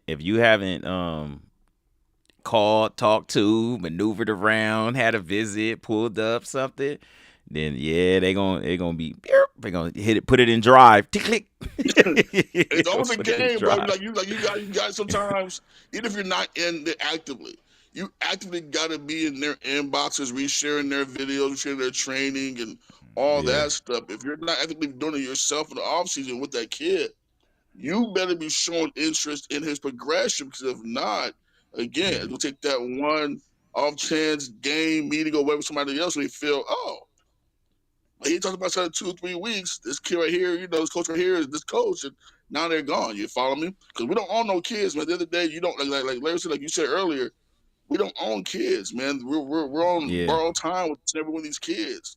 Yeah. So at the end of the day, you better do the most we can with them while you have them. Yeah, and it's crazy because I'm a youth guy. It's crazy because I'm a youth guy, high school guy, and I promote this with all my kids, and all my kids can tell you. Anytime you get with the coach, your job is to learn everything that coach knows and go on to the next one, and learn everything that next coach knows and go on to the next one, and and you just continuously do that. Now, I'm not saying to burn the bridge with the coach. I'm just saying your job is to continuously add tools to your toolbox. And if and that's why I said progression is very important for coaches, right? If I'm a 5 and 6-year-old coach and I coach a great team and we're doing good, then I show back up when they're 7 and 8 and I do the same thing and we're okay, and then they get older and I do the same thing. After a while, my kids are going to be like, yo, I need more tools. We're doing the same stuff. We've been doing the same stuff for 4 years, bro. Like, so as a coach, you got to continuously elevate the level. Like, a lot of people didn't even know with my Boom Squad, we used the same playbook from 6 all the way to 13. It was the same playbook. All I did was add on and make it bigger and bigger and bigger and bigger and bigger as it went. So my kids understood that. So every year they came in, they were just like, okay, we running this same stuff. But okay, now we're doing this. Okay, first this year when we were 9 and 10, we was running corner routes at 6 to 7 yards. Now we faster. We can run them at 10. Now we can run this play full speed. Now we can run the bubble screen on both sides because my quarterback can throw this way and throw that way coming off of a RPO.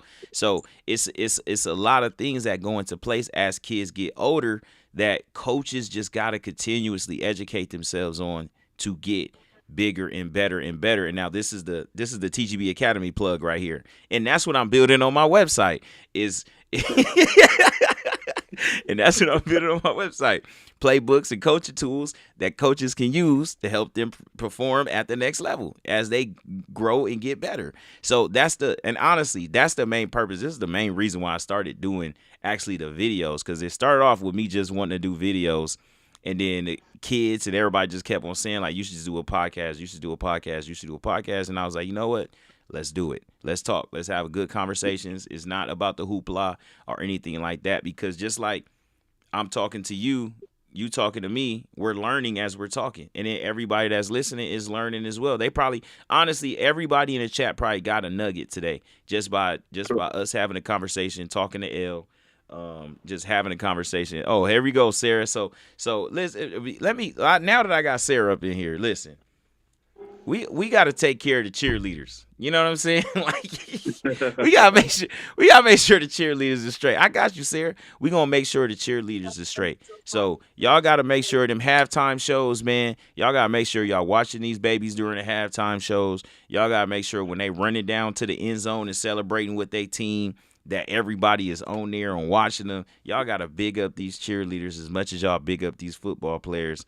And all the media groups, you know what I'm saying? When y'all be going out there recording the highlights, throw some cheerleaders up in there too, man. They be out there working too. We be out there at LaSalle Sports Park. She be having them run laps, doing push-ups and up-downs.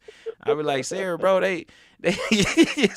Sarah be trying to get them going. she's one of the best in the game, man, and I love her to death because I really like people who are genuine in what they do and how they go about their business, and you don't see no type of underhand, no shady, little shadow behind it, what they're doing. And Sarah, man, she's awesome. She's awesome. If I had another daughter, she'd be following anywhere and everywhere she went, go cheer, man, because she does a great job with her girls. The love is there for those girls, and you see it, and you want a girl like that to follow strong women like that as well. You know what I'm saying? Yep. Appreciate it, man. So I want to see. Hey, is Walker still up in here? I wanted to ask him. Yeah, about get Walker. Alabama, Talk to Walker, bro. Hey, shout out to Walker, man. Again, like I said before, like this whole national thing and the local ball thing, to me, I love it. I love where we're at. There's a money for everybody. I tell people all the time, there's 350 schools in the southern section. There's only one modern day, only one Bosco. We can't all be modern day. We all can't be Bosco. We all can't be Bishop Viejo. You follow me? But damn sure those modern day kids are ballers. Those Bosco kids are ballers. If they lose to IMG, oh well. Yeah. Oh well. They're gonna beat everybody else, in the nation. Who cares? You know what I'm saying? Yeah. So people love to see people fall down, man, fall on their face sometimes. But shout out to Walker, man. He took all the heat early on. Shout out to the Hot Boys. Shout out to those teams out there. And also Cal, who's going and taking on some national heat and taking on the heat early on, man. Shout out to those guys. And thank you for having me, bro. Man. I appreciate you. Oh, no problem, man. I gotta get you on for a whole segment though, and talk about a couple of things too. And later on down the line, what I want to do is on probably Friday nights, late night, I'm gonna jump on with a bunch of high school guys and go over like the scores and the highlights and stuff, and recap, and do it the right way. You know what I mean, for all the kids. We got week 0. No, week 0, it's Apple Valley. We got Apple. We got Apple Valley. We got Beaumont, brother. So. Oh yeah, that's go. Hey. Yeah. Speaking of RPOs. That one, bro. Speaking of RPOs. Steinberg, hey, bro, that's gonna be a great one. Steiny, bro. He's probably, we talk about IQ and coaching IQ, and that guy's probably one of the smartest coaches I've ever faced. You know what I'm saying? And that dude is a walking, talking computer board AI machine. That every single piece, every minute. Every single piece of literature Stein has put out, I have consumed. I am a big believer on everything that he do. Everything that he does, you can see it in my offense, and it's crazy because everything that he do, you can see it in my offense. Everything that I run, like I don't want to give up too many secrets because we the secret. We the secret. Everybody like how OV coming out this year. They got the youth football guy. You know what I'm saying?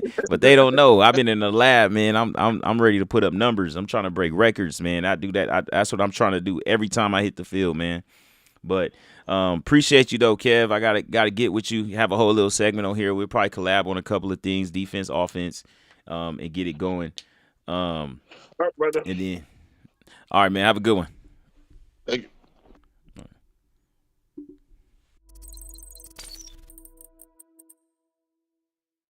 Yeah, trendsetter. Whoa, league of my own, it don't get better. No, read what I wrote, I'm a bestseller. Yeah, reach for my goals, hit it dead center. Hit it dead center. Bullseye, hit it the most, is no misses. Something like fish in a barrel, it's no different. Blindfold on me, I still got the most vision. Shows out every single second. Peter Piper picked a pack of pickled peppers. Kinda came and crushed the competition. Hope they get the message. Look. All right, here we go. What's up, man? Yeah, what's going on, man? So it's crazy. Look, I'm gonna tell y'all something about Walker, man. Listen, man. Me and Walker been knowing each other for a while without knowing each other. Like, it's crazy. Like, it's crazy. But let me see. Hold on. Somebody blowing me up. Let me see. Oh yeah. So. But yeah, man. Tell the people about yourself, man. Tell the people about yourself. People that may or may not know you. Let the people know who you are, man. Man, Devon Walker, everybody call me Coach Walker.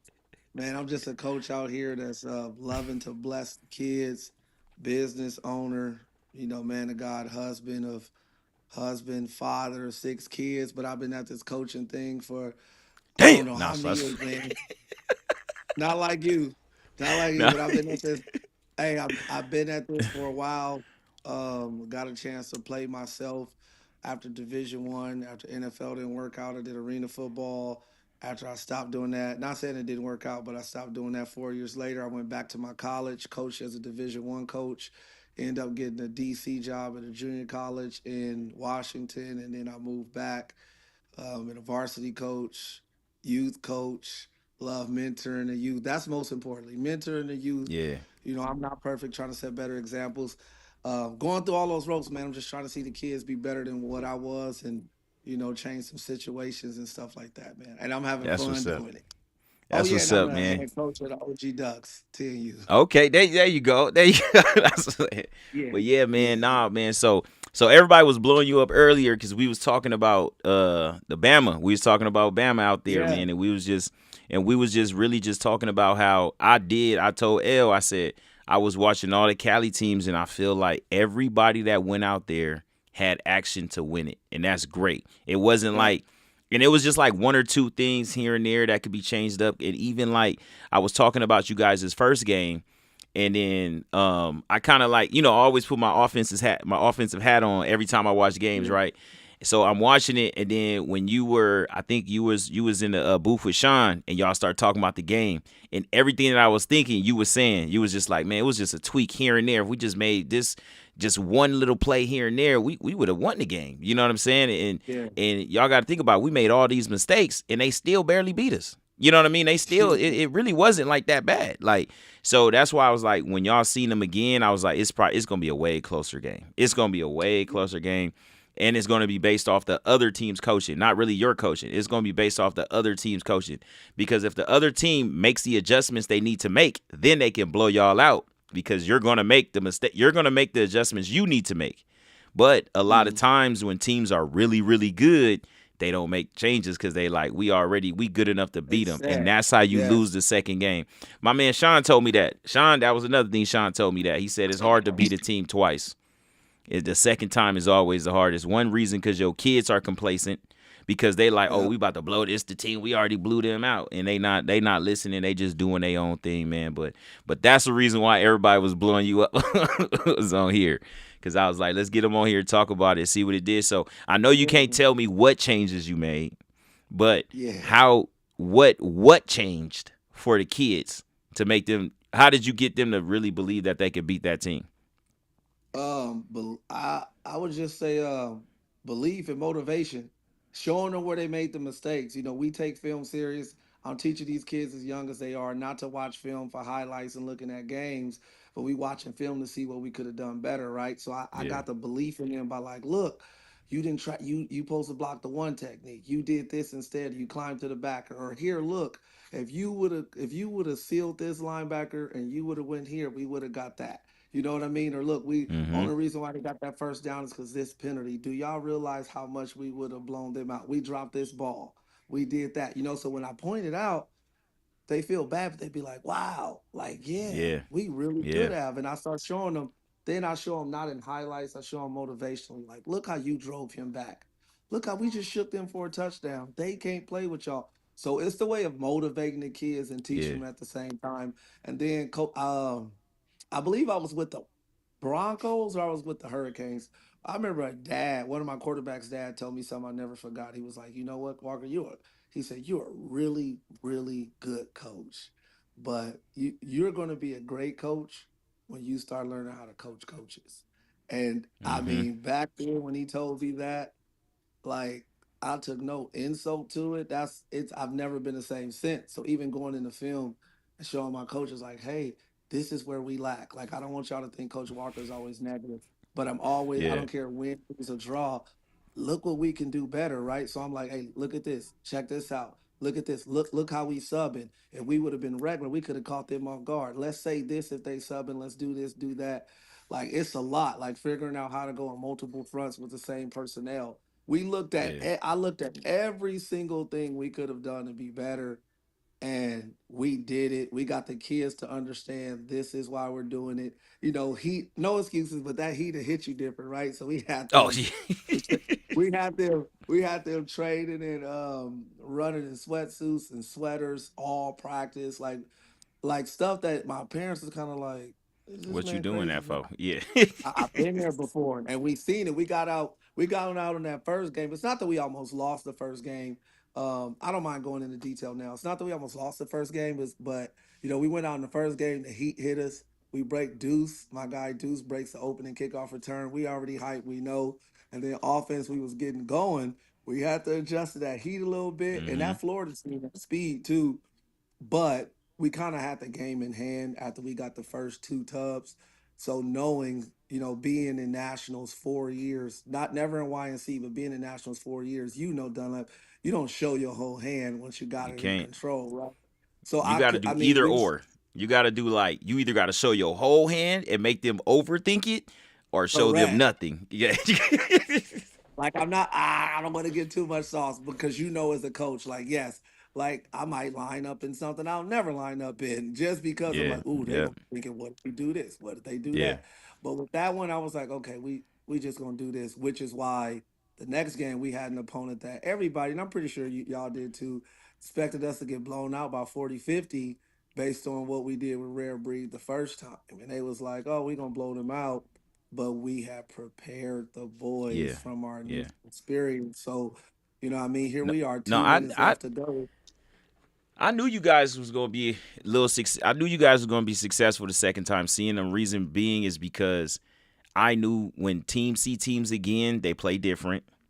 And if and your team was never defeated. And you can see that as a coach all the way to the end. They was mad when the time was out. Like they wasn't like pouting. And one thing I hate as a coach, and I hate it. I don't mind losing a game, but I hate when kids quit during the game. And what I mean by that, all of a sudden in the fourth quarter, everybody hurt. All of a sudden, everybody hurt. They tired. We not quitting. Keep fighting. Because we gonna get a chance to play them again, and I need to see what to do, and that's what a lot of people don't understand. You keep trying to break the code all the way to the end. Then once you got it, come next game, I got it. You know. That's even like every game we played so far this year, from even scrimmages with the 11U. I loved how our team battled. Like I know a lot of people say that, oh, we battle tested. Playing the game, winning or losing, doesn't mean that you're battle tested. It's what are you learning from it, overcoming that, seeing improvements. Now you're battle tested. So they didn't quit, man. And here we are, got the number 2 team in the country. We down by 4 with 1 minute and 45 seconds left. You see what I'm saying? Like fourth quarter, we down by 4 with 1 minute 45 seconds left. That game was completely live, but we kick an onside kick, and the fastest person on their team take it back for a kickoff return, and that ended the game. You know what I mean? Like it happens. It happens. I'm never okay with losing, right? Never. But I'm realistic about where we was at, what we was doing. I seen dramatic improvement, and I'm not a fan like, oh yeah, we hung with the top. No, I expected us to beat them, but I'm 100% aware that now Coach Walker needs to step up special teams, because if we don't give up those 2 special teams kickoff returns, we beat them by 7 points. We beat them, and we're handling the game at that point. Yeah, pretty much. So it's a lot of things you learn, but overall, man, it was a great experience. Not just because we went with a winning record or getting ranked. I don't care about those numbers. For the babies in full season development for December, that's when it matters. We're off to a great start.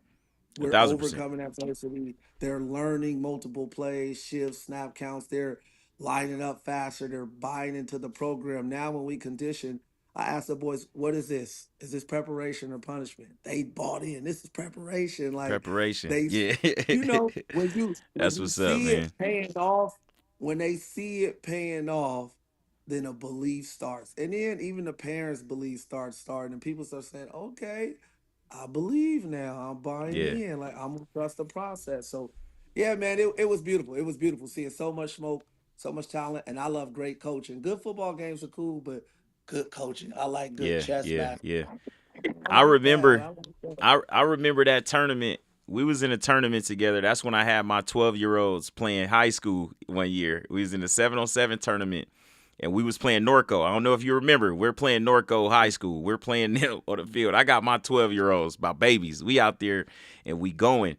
And I changed the play. I see them go single high, and I audible to a smash concept.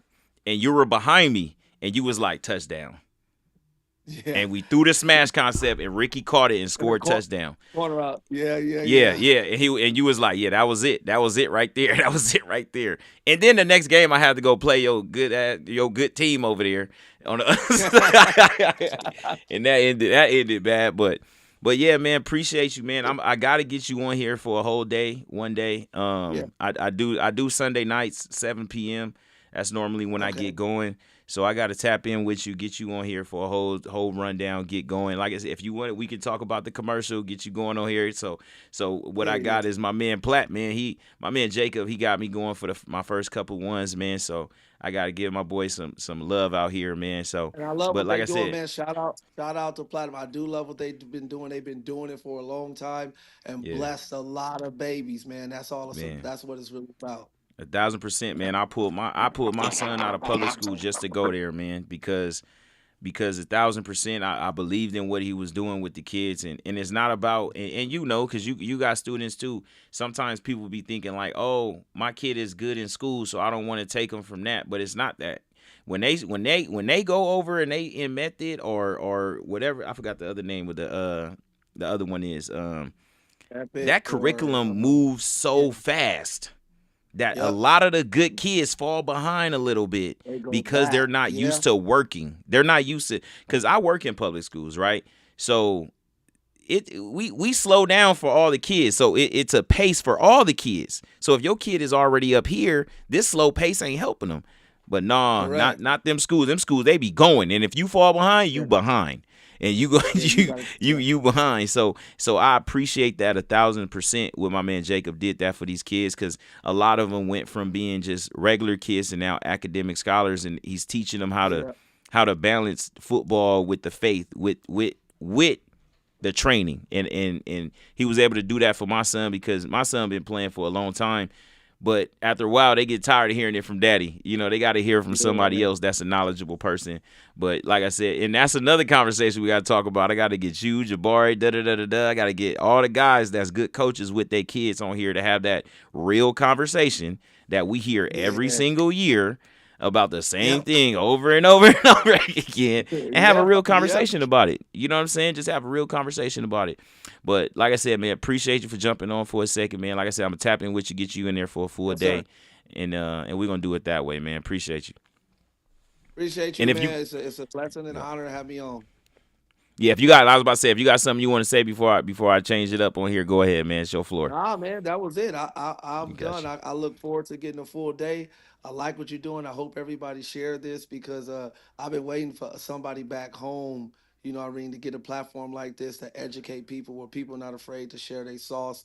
You know, like, I love Glazier Clinics. I think we should have something like this to where everybody is learning everything. Like, 1,000%. Man, I love it. Again, looking forward to doing it. Love what you're doing already, man. Let's link up soon. All right, appreciate you, man. My man Walker, man. Have a good one, man. Too.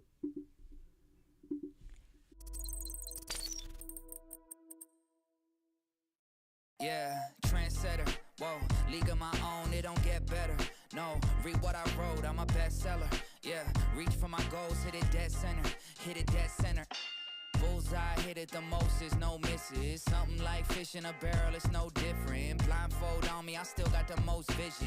Shows up every single second. Peter Piper picked a peck of pickled peppers, kinda came and crushed the competition. Hope they get the message. Look.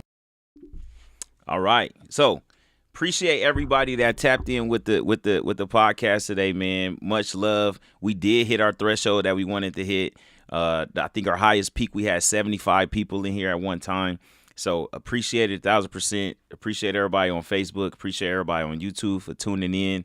And like I said, I'm going to go every Sunday, 7 p.m. I already got my next couple of guests going off. I'm about to start promoting that coming up. So like I said, I appreciate everybody for tapping in. I'm going to be clipping this up and posting it all throughout the week. You guys have a phenomenal week. Get some sleep, and appreciate you guys. Y'all have a good one.